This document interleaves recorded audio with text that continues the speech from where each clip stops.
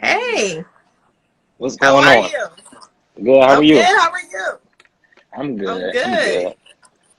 What you been Staying up busy. to? Just working, staying busy, trying to build. Same thing every day. It seems like.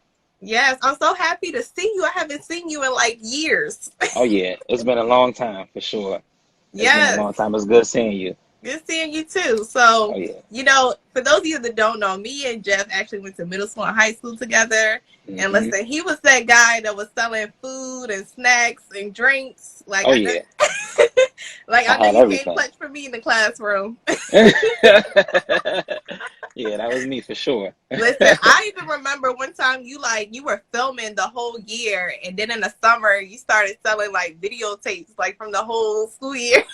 Yeah, I did that 2 years in a row for Yes. sure. So how Yeah, did you get that hustler mentality? man. I don't know. I feel like it was just something I had. I always wanted, another way to make an income without having to necessarily work for somebody. So I feel like this was kind of destined for me to, have something of my own. My stepfather used to always tell me, like, I don't think you're gonna be working for nobody by the time you're 25. He always used to say that, and he was right. I didn't see it, but he saw it, so it was just something to me, I think. Yeah, you could definitely see if he was looking at you from those days, coming up with different ways to make money. Yeah, it Oh was yeah, destined. oh yeah, for sure, Now, for I had sure. no idea that you were like into cars and doing different things like that. So, what piqued your interest into doing custom creations? So I think it was a little bit after high school, maybe 12th grade. I had one of the radio installed in my first car I got, a 2001 Camry, and I went to a shop in Laurel and paid them to install it for me. And after I paid them, my dad was like, "Man, I could have showed you how to do that. It's not that hard." And he ended up showing me, and I ended up liking it. So after I did mine, a friend asked me to do theirs, and then it just kind of trickled down, and I started getting into, subwoofers and amplifiers and speakers, and I just liked it, so I just stuck with it, as a hobby. It's never been it never was a business. It was just, something I was doing for the neighborhood or for some friends, but it turned into something big for sure. So, there was no trade school involved. Wow. No, no trade school. I was at UPS before I got into the field. I was in a completely different field. So, your stepfather just taught you, and like you just started going from there. How did you learn how to do all this? Well, my dad taught me. My stepfather, he was the one that actually pushed me to like take it more serious. My dad, honestly, he at first he thought it was more of a hobby, but I ended up getting a full-time job in the field. After I left I actually left UPS to go to another shop, work at a shop. I took a pay cut and I learned a lot. And that's kind of how I feel like I was so successful with my business because I left, took the time out, and learned as much as I could at a high end shop, a very high end shop, and COVID hit, so that opportunity didn't last as long as I wanted it to, but it was definitely a good move for sure. Yeah, no, that was somewhat of an important message for some people because Hmm. sometimes when we want to do what we really want to do, you might have to take that pay cut. Oh yeah, oh Yeah, yeah, and it was scary. It was a big pay cut too. It was definitely scary, but it was worth it at the end for sure. that's good. So Yeah. to everybody who's debating, if you're really serious, you might just gotta take that cut for a little bit Just a so you little build bit, that just so up. you can learn what you need to know, and then jump out there. That's the hardest part is to jump out there because you sometimes are scared or nervous that you don't know enough.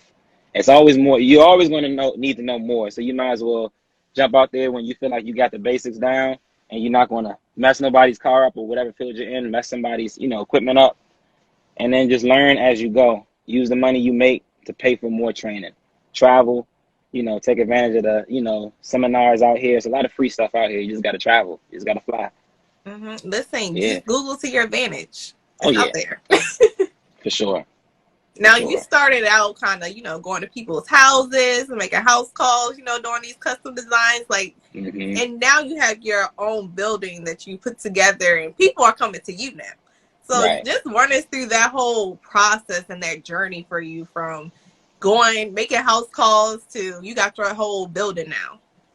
So I guess I'll go back to when I first got my first job in the field. I was there for a year. I learned a lot. COVID hit, and once COVID hit, it wasn't much you could really do inside of a building because it was, you know, told to us that we had to all stay inside. So a friend of mine actually had a shop that I actually did some side work in, for the beginning of COVID. Shout out ASAP. Um, and once that all ended, it was nowhere to really do work anymore. So I just started doing mobile calls. I said I wasn't going to stop working. I didn't have anything else to do. It was COVID. So everything was closed. So I started traveling to folks' houses and just banging them out. And it ended up, becoming more and more consistent to where I'm like, I think I'm able to afford a location now. Like me, and I actually went into business with a close friend of mine. He has his business and I have mine, but we're both in the same building. So me and him were on the same path doing mobile. He does mobile window film, and I do mobile car audio. And we kind of met in the middle, found a couple locations, and one finally worked out for us. It took us a long time to find one, but it ended up working out for us. We just saved up everything, all that unemployment money that everyone was getting. We just invested it into the business. We didn't really have no fun with it. Listen, some of y'all Yeah. was playing. Oh Some of yeah. y'all was playing with them checks. You could have been invested in yourself. For So sure. It make was sure definitely. y'all save. Oh yeah, saving was definitely one of the biggest things for me. Yeah, I think one of the things when people go into business that they don't stress enough is that, it's great to go on business for yourself, but it costs money Hmm. to start a business. Oh yeah, And it's it like, does. listen, you got to have your funds lined up.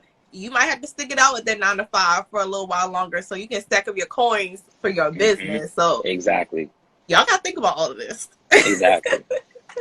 So what are You- some of the challenges that you probably faced? I know you said it was kind of hard finding a location, but what are some of, obstacles you encountered when you were building up your business?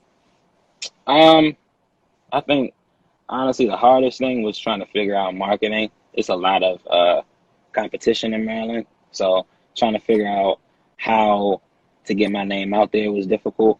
I end up, learning a little bit as I went, but I'm so busy that I feel like I needed to find somebody that I could trust to actually, do my marketing for me. So I'm still in the process of doing that. So I'm doing my marketing on my own, more so through Yelp and Google. But that was one of the hardest things. And I think the second hardest thing was learning how to balance like work and like family time. That was it's really hard. Even to this day, it's really hard because I'm doing it all alone. I don't actually have any employees under me, so it's a little hard to balance your work and your friends and your family. So I kind of feel like I work more than I do anything else. So that's kind of difficult at times too. Yeah, I think the two difficulties that you said are huge and big for everybody. Hmm. So, you said you have a hard time breaking that time for you and then your business Hmm. and everything. Like, what do you do to try to stay balanced or to make sure that you incorporate that family time? Try to get better at using my schedule because I wasn't good at that at first, actually putting things on the calendar and planning things. So I'll come in the shop Thursday and I'll have three jobs that I planned on getting done at, within the 9 hour day, but it ended up sometimes going over and, that'll affect family time. So I kind of ease back on, taking as many jobs. I learned how to say no because, at the beginning, you're really hungry. You just want to work, make as much as you can because, tomorrow, next week, you don't know if anybody's going to call. You got to hope that that's going to happen. And as you continue to be consistent, it does. Like every week, Monday comes around and people, start calling. So it was just me learning how to, ease back and say, you're gonna have to wait a little while because I was stacking jobs. I was in here working until 2, 3, 4 in the morning because I was just so, hungry. But I'm getting better. I still got some work to do, but I'm getting better. You're like talking very casually, but you're really dropping a lot of jewels here. Cause some people really struggle with this stuff. And Oh so yeah. learning how to say no, I think for almost everybody that's a difficulty in everything. Whether you have Hmm. a business or maybe you work for somebody else, maybe you just oversee a department somewhere. Like Right. it can be really hard for people to say no, but it's very important to be honest with yourself and the people that you're dealing with and to Hmm. not be afraid to say, it may not happen or I can't do that right now. Right. Right. For So sure. that's really huge. And then you also said, you know, you struggle with marketing. And I interviewed a few people this week with businesses, and they all kind of struggle with that marketing process. Yeah, that's one of the scariest things because you typically you're giving money to a company or a person who is guaranteeing that you're going to get results. If you don't get results, then I mean, you lose that money for the month. I mean, nobody's going to go as far as arguing with the person or trying to, dispute them.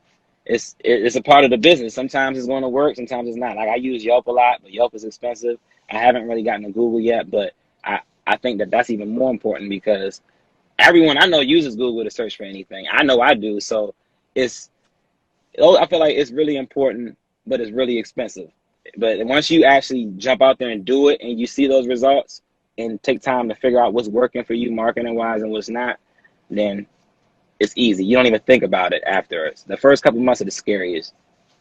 Yeah, definitely. Yeah. I actually work in marketing, like for my 9 to 5, and Hmm.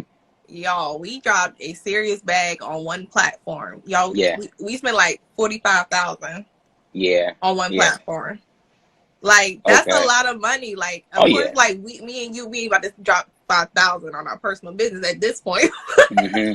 But Right. like that's how much it really costs to like get your business out there and try Oh to yeah. run get traffic to you. So it's very important and also very expensive, and you got to be consistent. So it's like a whole Hmm. bunch of battles in that one area. Oh yeah, for sure. Especially if you got a lot of competition, because they're spending just like you're spending, and if they've been in business longer than you, then a lot of times they got more money than you, and if they do, they can kind of push their marketing team a lot further than you can. So Right. I'd be like, what if I do like 50 Cent and just start some beef with somebody? Like, that worked. I mean, some people go that route. I mean, it works for a while. It worked for him. right. I'm like, we got to get on the Breakfast Club and talk about, he talked about Empire. So it was like whenever Empire was talked about, Power was talked about. So I'm like, Exactly. that Exactly. might work out for somebody else too. It might. It might. For sure. So far, what has been your favorite custom creation that you have done? Um, my favorite. I think my favorite one I did is actually in a car that I'm about to sell now. But I did a iPad mini like dash kit. So pretty much instead of essentially having a radio, you have an iPad mini in that same area. And when you play your music on it, it'll play through your vehicle. You can FaceTime, you can do all your calls and everything on an actual iPad versus having a radio. I think that was probably my most favorite install that I've done. And it was on my personal car, but it was definitely the best one. Okay. I think I Yeah, might have for saw sure. that somewhere on the page. And I was like, okay, that's Oh yeah. different. I like that. Oh yeah. And I Definitely. really like, I mean, like it's iPads, but it's like people are watching whole movies on a dash cam. Now, ideally, I don't Yeah. do that when y'all driving now, but No, please don't.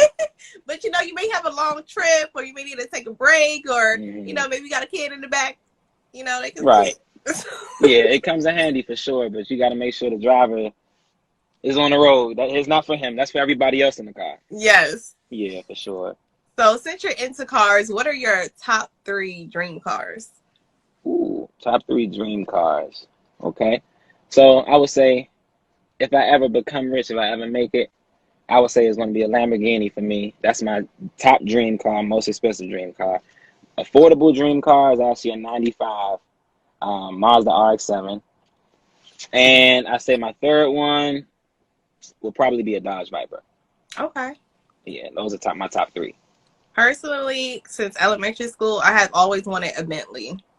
A Bentley. A Bentley. Okay, Like, okay, it's not bad. It's a good taste. and now they have like the SUV Bentleys. So I'm like, ooh, and I love Hmm. SUVs too. So I'm like, I might get an SUV Bentley. You know that new? Have you seen the new? It's a Hyundai Genesis. They have an SUV. They actually bought that the body style from Bentley. So when you look at them, they resemble Bentleys. They look really really good. I'm And gonna write that down. What's it yeah, called? Honda it's what? a Hyundai Genesis. It's a SUV. It's not the Bentley price, but it looks like a Bentley. It's nice. It's probably, in my opinion, one of my favorite SUVs that came out last year. Check it out for sure. Okay, I'm gonna look into that because I've had my car for a few years. So I'm like, I don't want to get rid of my car, but I just want to Hmm. stay ready in case something happens. I already know what I want. Oh yeah, oh yeah. There's nothing wrong with that. Yeah, There's so nothing wrong with that at all. I'm gonna look into that. And I also want a G wagon. Okay, okay. I know a couple people that want G wagons for sure. Yeah, G wagons, that's a good car. It's a I'm good hoping when expensive I car. I'm hoping when I see this Hyundai, like I'll be like, okay, that could be my next car because right Hmm. now I'm so blocked on the G wagon. I'm like, Yeah, I need it. yeah. G wagons are nice. I'm loving Lexus right now too. Lexus and Mercedes, everything that they're releasing right now is tough. I think that might be my next car is between Lexus and BMW for sure. How do you feel about Teslas? I love them. Okay. I love them, especially the Model Y. That's my favorite. I worked on the 3, the X, and the Y is my favorite. I like the look of it. Um, a lot of my friends, a lot of my family has them, so I think it's a good choice for sure. And Okay. it's better, it's good on you. You're not spending any gas money at that point. You're just charging your car at that point, which is pretty cool to me too. So that's not a bad route. Okay. The only Yeah, downside I'm seeing is, if you live in a place where it snows, I'm seeing people can't open their door. really. Yes. Because it's like it's Oh flat on the man. side as far as the handle. So it's like the whole thing is frozen. Oh man, they didn't think about that. That's crazy. I didn't even see that. Yep. So it's been like a few videos on Instagram, but like people are like can't get in their car. Wow, that's crazy. I never knew that. Yeah, they gonna fix it. Watch the next batch. Elon's he's gonna have something. Yeah, he gonna be He's like gonna have it's something nice. door handle warmers or something. Oh yeah, oh yeah. He's gonna do Uh something huh. crazy for sure. So where do you see your business within the next 5 years? Next five in the next 5 years, I want to have someone up front to actually help me make estimates because that's I think one of the things that overwhelm me a lot. I definitely want to have somebody under me at that point, some type of apprentice or someone who wants to get into the field to learn under me. And we also want to be in a place where we can start looking for another location, hopefully a location that we actually can own, and of course keep this one. But that's the goals for I guess the next 5 years, and then just trying to get our name out there. We're not rushing at all. If we don't come up with the second location by the time, that's fine. I mean, this is more than enough space. But I think the biggest thing is we want to just be, one of those reputable companies that when you come to us, like you're going to get, quality work. I Mm-hmm. think that's my biggest thing. I just want to be known for quality work. Um, and I just want to make sure that my reviews and the people who look at my business are always, saying good things about us. And, I see a lot of companies, they'll grow and get bigger. And as they get bigger, their reviews will go down. I want to stay solid the whole way as I'm moving up. I think that's one of my biggest things. If you go look at my reviews, like they typically are all 5 stars. I have, a couple here and there that, didn't work out, but 95% of them are, 5-star reviews, and I want to definitely stick with that for the next 5 years. My So biggest y'all focus. listen. I actually looked at your Yelp, and this man got a 5-star rating. Okay, a Yeah, lot of people ain't doing that. A yeah, lot of people, big and small, ain't nobody got a 5-star. They might got 4, 4.5. yeah. It's They might hard. got a 5-star, but you accomplished that. Yeah, it was hard, but you gotta put your customers first for sure. Sometimes you gotta take a loss, but it is what it is. It's worth it to me to have good reviews. I want to make sure everyone leaves with a good experience. So Yeah, so that's huge that you even have 5 stars. So what do you think that yeah. you're providing and you're doing to make you stand out above the rest and to cause your customers to give you 5-star ratings? Um, I think my personality. People always said I was nice. I'm a really, really nice person, so I think that kind of reflected in the business. Like when I talk to people, um, I also paid attention, and at any job I've ever had, I always paid attention to um, my coworkers and my managers and how they treated, the employees, and especially at my last job, like because it was in my field, how they talked to customers, how they treated them fairly and explained things to them, and always trying to look out the best that they could as far as like warranties and taking care of mishaps. So I just applied all that to my business and just try to be as nice as possible. And it worked. I never really feel like I'm being someone different when I'm talking to a customer. I feel like I'm being myself, and people just love it. Most times, people just love it. They love how nice I am. Mm-hmm. So I think that was my biggest focus, just being nice to people, and trying to understand what they want and not actually try to sell them what I think they should get. That's big. That's Yeah. big. I mean, being nice, that does go a long way because everybody Hmm. don't get that. Some people work with crazy people. Some people do Hmm. have bad experiences, trying to get service. So that could be a breath of fresh air. But Hmm. also, because when you go to places, people love to sell you something. Right. They love to be like, you came in here for this, but you need this too. Yeah. Exactly. And they're like, yeah, but this will be better, all of that. So that could be very refreshing as well. Because I know there are some Hmm. places where I don't want to fool with them because they always trying to do X, Y, and Z when I Oh came with yeah. A. Oh yeah. Oh yeah. I can name a couple spots like that for sure. I might not even go into them anymore because of that. They're gonna press you out. Yes. So y'all, Yeah. if y'all need something done to your car, custom, charged up customs is where you want to go. So can you just run down the list of all your services that you do? Because somebody could be watching this and could Hmm. need exactly what you can provide. So go ahead and tell Okay. us.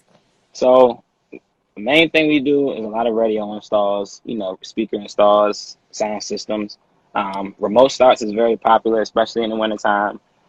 LED lights, accent lights, backup cameras, dash cameras, alarm systems, and then Christian, who is the owner of Iconic Auto Styling in the same building as me, he offers window tint and vinyl wrap. So if you come to me for any of that, and I don't offer it, I'm sure somebody in the building can do it. So um, those are my main services. We're looking to get into to some bigger services a little bit later down the line once we finish up the shop. But those are our top services for right now. Okay. So how Hmm. you doing the LED lights? Are people, how people put lights in their room around it? Are people doing that with their cars? Like, where we In put the their room, LED lights? well, so the top three LED mods that you can do, I say in a car, will be one, your headlights. Changing your headlights out to something brighter is super, super popular. The second would be your interior ambient lights. So like down on the floor where your feet are, that's very popular where you're putting the LED strips underneath the dash so you can't see them, but you can see the light reflect. And then third, I think the closest thing to what you're referring to is the starlights. So in the headliner of the vehicle, you can reupholster it, take it down, and poke little holes into it, and you run these fiber optic lines, trim them, and you literally look like you have like the space in your car. It's amazing. It's like little LED lights all through through your ceiling, and I think that those are the three most popular. I don't do starlight headliners. It's really involved. It's time consuming, but Oh, you it's breaking up a beautiful little once it's bit. done. Uh-oh. Can you hear me a I'll repeat that one more time. little better You now? started breaking up. Yeah, I can hear you better. Okay, you can hear me now? Okay. Um, Yeah. I was saying for Starlight Headliners, I think that that's probably one of the services I won't actually offer, but it's a really, really popular one that I actually had done in my car a couple of times. Okay. So Yeah, is that resemblance of, is it what the Maybach? Is that who comes? exactly. Okay. Exactly. The Maybach comes with the Starlight Headliner. So it's a lot of people out here taking that idea and throwing it in whatever car they drive. I've had it in my Subaru and I've had it in my Honda CRV. Okay. I'm Yeah, feeling it's really it. nice for sure. Okay. Got me Hmm. thinking about it. Get Oh the yeah, space in my it's car. nice. It's nice. So tell everybody how they can follow you and your business, and most importantly, make an appointment. Okay. So the easiest way is to probably, go to my Instagram at Charged Up Customs. I think I have my phone number attached to my page. So if you feel more comfortable, shoot me a text, you can do that. Or if you want to DM me, you can do that. I'm not on Instagram a lot, so I think my number is probably the best bet.